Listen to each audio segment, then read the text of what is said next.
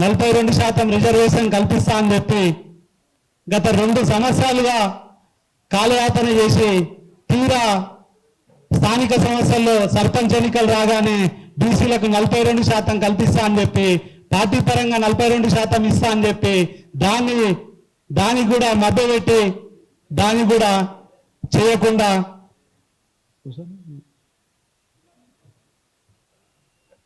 Party పరంగా ఇస్తా అని చెప్పి లాస్ట్కు సర్పంచ్ ఎన్నికలు కూడా ఏ పార్టీ అధ్యక్షుడు కానీ రాష్ట్ర ముఖ్యమంత్రి వర్యులు కానీ వివిధ నియోజకవర్గాల ఎమ్మెల్యేలు కానీ మా నియోజకవర్గంలో బీసీలకు 42% పార్టీ పరంగా ఇస్తున్నామని చెప్పి మా మద్దతుదారులు ఇంతమందికి బీసీలకు ఇస్తున్నామని చెప్పి ఒక్కరంటే ఒక్కరు కూడా తెలియజేయకుండా పోయింది.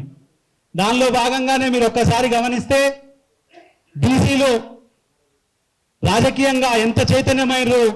గత 20-25 సంవత్సరాలుగా జాజిర శ్రీరన్న గారి ఆధ్వర్యంలో బీసీలకు గల్లీ నుంచి ఢిల్లీ దాకా పెద్ద ఎత్తున ఉద్యమాలు చేయడమే కాకుండా బీసీలను రాజకీయ పరంగా చైతన్యం చేయడంతో గత 2 సంవత్సరాలుగా అలుపెరుగని పోరాట ఫలితంగానే ఈరోజు ఇన్ని రాజకీయ పార్టీలు బీసీలకు అన్యాయం చేసినా బీసీలు చైతన్యవంతులై దాదాపుగా 52% అంటే ఎస్సీ ఎస్టీలకు పోను రాష్ట్రంలో 5700 సర్పంచులు జనరల్ బీసీ స్థానాలు కలిపి 5700 సర్పంచులు పైగా బీసీలు గెలవడం జరిగింది.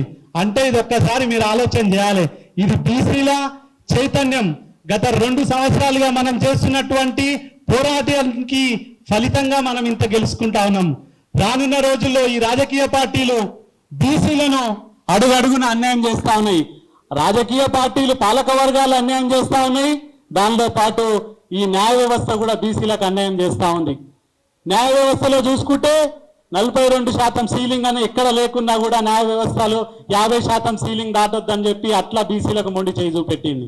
అదే కాకుండా ఈ పాలక వర్గాలు తల ఎన్నికల్లో ఎట్లా బయటపడాలో తెలుసుకొని బీసీలకు ఎట్లా మభ్యపెట్టాలని చెప్పి గత ఎన్నికల్లో దాదాపుగా అప్పుడైనా ఇప్పుడైనా బీసీల ఓట్లు కొల్లగొట్టుకొని అధికారంలో వస్తున్నటువంటి ఈ రాజకీయ పార్టీలు బీసీలకు రిజర్వేషన్ కల్పించే టైంకి మాత్రం మోసం చేస్తా ఉన్నాయి. మీరందరు గమనించారు.